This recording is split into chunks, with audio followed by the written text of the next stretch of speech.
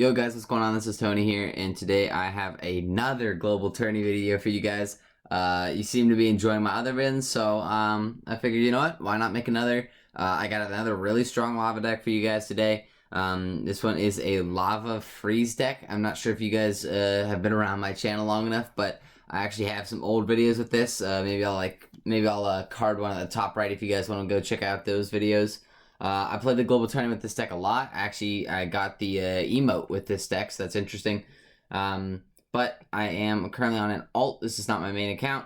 Got a couple finishes on this account, so you know, I definitely got the stats going on this account going also. But yeah, 20-1. I'm not gonna be playing live games. I'm just gonna be going over some replays, some different matchups. Only reason I don't really want to play live is I am trying to actually finish well on all these accounts, guys, on my personal, this one, and another third account that I already have the emote on, but I'm trying to fill it out badge-wise. But yeah, just going to be replays. I also, I'm going to link off to the other global tournament videos I've done. I've done one with a graveyard deck, or it was a mix of a graveyard and lava deck. One was a graveyard. I have two. I'll just link both. How about that for you guys? But yeah, this one is going to be this Lavaloon freeze deck. But it's going to be, I'm going to share this one against the Golem, this against the lava, the balloon. I'll skip the bait. I could have won it, but I didn't. I'll go for this bait player who I did beat, and then we'll go against this ice ball also. So that'll be the 5 games. I think that's plenty of content. But yeah, let's just get up, let's hop straight into it. Okay guys, so here we go, against El Jefe, I almost said Jefe, but El Jefe here, the bait player. This matchup normally isn't too difficult because I used to use Barb Barrel, but, with Snowball it actually is a little bit more difficult. Skelly Barrels get a lot of damage a lot of times. Honestly, if they have Skelly Barrel, a lot of the time they don't actually have Rocket. Unfortunately, he did, so my first loon there got really no value, which is bad luck, but you know, it's whatever. I moved on. As you can see, I threw out the angry face. I was not too happy at this point, now that he showed the rocket. But I do go for the Inferno Dragon, and then knowing that he doesn't have the rocket, I feel safe taking some damage in the right lane and going for my first lava of the game. I knew he really only had an Inferno Tower, and I actually had Freeze. So I do miss the Freeze here on these skeletons, but you know, that wasn't a huge deal. End up NATOing the Princess in, getting her killed, and kind of just resetting here. I get my first little chip of damage, not much at all, but you know, damage is damage. He's down to 2-4-1-1, while both of my towers have already lost about 600 damage each. So you know, not looking great, but I feel confident that I can swing this game back. So, I mean, spoiler alert, as you guys already saw, I did. Guys, I love going Loon alone at the bridge in these matchups because he has to use Rocket, and Rocket's a +1 elixir trade. So I'll do that play a lot, especially if I have Inferno Dragon, because Inferno Dragon also gets a ton of value in a lot of these matchups. So, set up the Inferno Dragon. He rushes me opposite lane. I get the barbs on defense here. Knight gets picked up. Everything is good there. I believe he Skelly Barrels my Inferno Dragon, if I'm remembering correctly. Yes, okay. And not really much I could do here with the freeze or anything. Often I will go freeze with my Inferno Dragons, but I decided to play a little bit slower there. Get my first Hound down, knowing that I have freeze. He also does know that I have freeze. I've already shown it, so it's not really a surprise. But anyway, here I just native the goblins to king and kind of reset.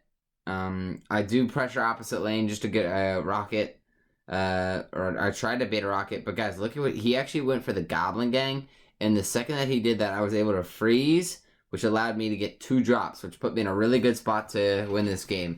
And just like that, we take a 700 damage lead. So, you know, feeling really good.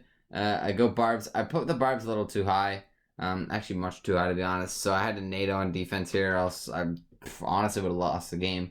But guys, Baby Dragon here, look at this. So I actually freeze because I know that my Baby Dragon will actually get some good damage if I freeze. And just like that, he's down to about 200 health. So we're looking really strong. I don't really have anything for the Skelly Barrel here, which is not ideal. But the baby dragon with the help of the 2 towers will prevent him from being in rocket range. I know this game is getting close. I go for a loon at the bridge. I'm getting really nervous really quickly. I freeze everything here. Snowball on defense. And guys, just like this, he's not in rocket range. And then once he's not in rocket range, there's nothing he can do. Doesn't have time to rocket on defense. And just like that, we get the first win. Or I guess first win in this video. It was the 16th win at the time. Okay, guys, now I'm going to hop into the next one here. This Ice Bow player wins. We'll just go straight in here. This is a pretty fast game, if I remember. I don't want to spoil anything, but actually, I'm not going to say anything because I don't want to spoil anything, like I just said. But I always go for Hound first play with this deck, especially if they throw like an Ice Wiz in the back, because oftentimes that means Graveyard, and you always want to same lane Graveyard with your Lava Hounds. But it was Ice Bow, obviously, so I had to Inferno Dragon high up. I always Inferno Dragon expos. It's worth it. It almost always locks on shreds. So that was worth.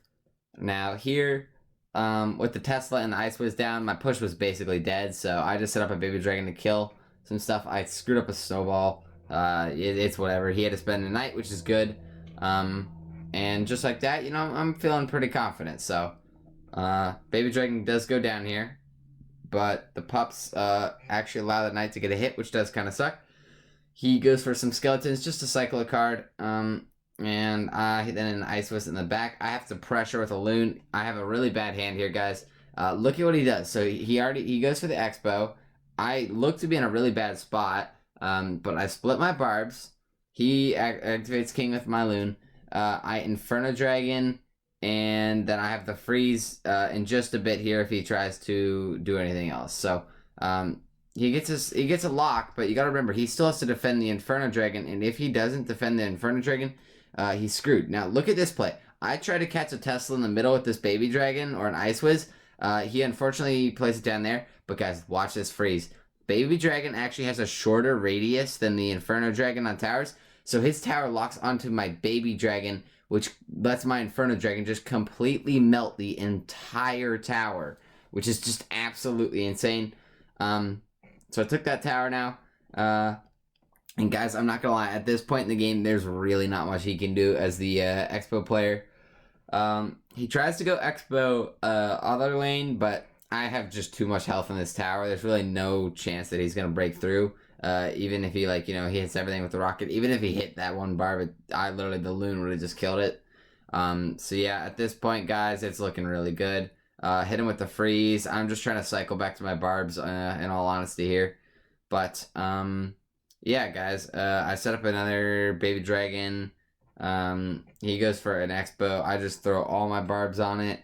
And at this point, guys, he kind of realizes this game is over. He's not coming back from this one, and just like that, guys, we get the dub here in just a bit with the loon and all the barbs down. Got the Inferno Dragon, just everything is on his towers, and bada bing, bada boom, guys. Good dub, good 3 crowns, solid win there against a usually not fun matchup for Lava Hound. Is, well, I mean, obviously Ice Bow is never fun, so but yeah, got the dub there, good one. Skipping this bait one, this guy, he played it well. Doesn't even have great stats. I didn't play it well, or I didn't play it perfectly, to be honest. Now this loon matchup, I have the NATO, which is very nice. For the loon, obviously, or activating King with the miner. Inferno Dragon gets good value. Freeze gets good value. Snowball gets good value. They all get good value with the against the balloons. So this is not a terrible matchup. You'll see how I do it, and let's hop straight in. Okay, guys. Starting hand wise, no lava. You know, if I don't have, or if I do have lava, I'm playing lava first play every time. I always do that type of thing. But without lava, it's a little bit more complicated on what my starting play is. Normally, I end up actually just waiting. He went for a snowball. I felt safe in Inferno Dragon. If he doesn't have a reset in hand, I like to go for Inferno Dragon, because if I can sneak in a freeze, then a lot of times I'll take a tower when I honestly shouldn't. So I do go Hound here. He just starts up his defense with the Muskie there. Watch this play, guys. This is a really good play what I make here. I actually NATO the Muskie. It doesn't look like a good NATO, but it actually ended up being a very strong NATO. I'm now up in Elixir, and I have this giant push. Guys, look at him trying to defend this. There's no way. He even goes for a bomb tower, trying to defend still.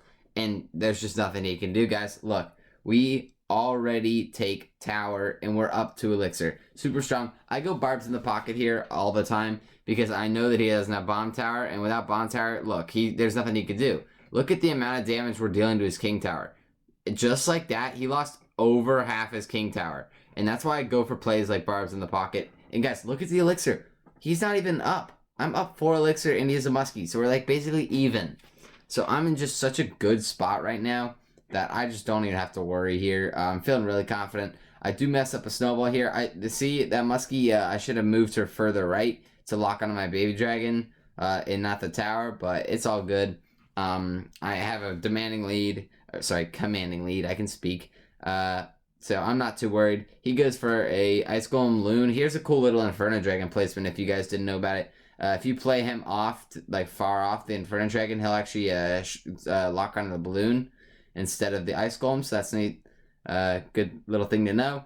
But now I got the Inferno Dragon on the counter push, the Lava on the counter push. I go for the balloon here. And guys, just like this, he's going to get overwhelmed. There's really no way he defends this. Just such a strong push. I NATO the muskies up. Really no reason, honestly. He cycles another muskie, but with the snowball here, we take king. And also he lost the second crown there right before we 3 crowns. So, guys, just like that, we're at 18-1. Very, very good. Looking strong. And this next matchup against this lava player, it will be equally easy. So let's hop straight in here. With NATO, guys, NATO is so surprisingly strong. And a lot of the time, people are not ready for it in a lava deck. So you'll hit them with the surprise aspect, and you can win games, honestly, with it. But yeah, I do lava first play like normal. There it is. I believe, Inferno Dragons in the back starts up his defense, which is all good. I'm not too worried about it. I Inferno Dragon also to try to kill his, but I believe he's actually sacks it with guards here pretty well. Yep, so there you go. There's the guards. And then he goes for some Skelly Drags. I reset the Inferno Dragon also real quick. And now, guys, look at this. So I know that he just used Skelly Drags, and I know that he used Inferno Dragon. And those are his 2 main air counters. If he has Arrow Zap here, I just won the game. Unfortunately for me, he has Fireball, guys. But imagine if he had the Arrow Zap version, I would have literally just won that game. Right there. Like, that's insane. Now, I did know that I was down in Elixir. So, guys, look at this. He has, I immediately rush.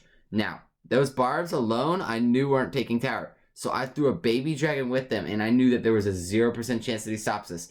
Look at the amount of value my baby dragon gets here. It doesn't look like much, but the baby dragon just weakening those barbs down to enough health that my barbs can lock onto the tower. Just so much work. And then look, my Inferno Dragon, since I pressured so hard on the left lane, I got to play some easy defense on the right lane. I did miss a snowball there, which is not ideal. But with a freeze here, I will actually save my tower. And then, guys, another big key thing here. Watch this.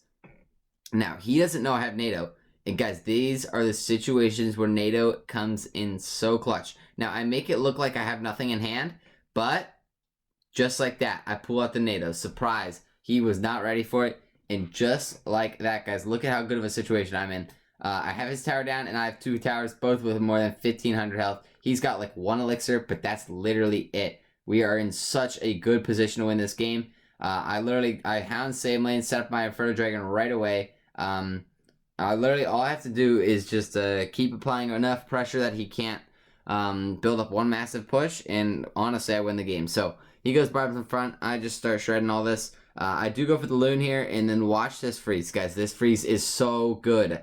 Look, boom, freeze right there, right before, because I knew he was going to fireball, so by timing, or by throwing my freeze just before my Hound died, I knew that he was going to go for the, fireball, which would kill the Hound and not the pup, so that way we deal like a ton of damage, and guys, just like that, he gives up, throws the towel in, and we take another 3 crown here. So once again, just such another strong dub.